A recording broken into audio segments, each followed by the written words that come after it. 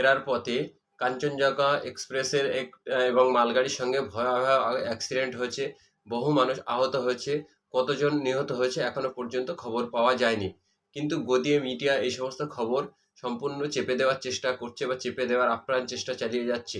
কিন্তু মোদী সরকার তাদের Vande Bharat, bullet train এই সমস্ত ট্রেনের আড়ালে নিত্য যাত্রীদের, কোটি কোটি মানুষ যারা প্রতিদিন যাতায়াত করে তাদের কতটা সমস্যার সম্মুখীন করছে এই বিগত ৩ বছরের রেল দুর্ঘটনা দেখলেই আপনারা বুঝতে পারবেন।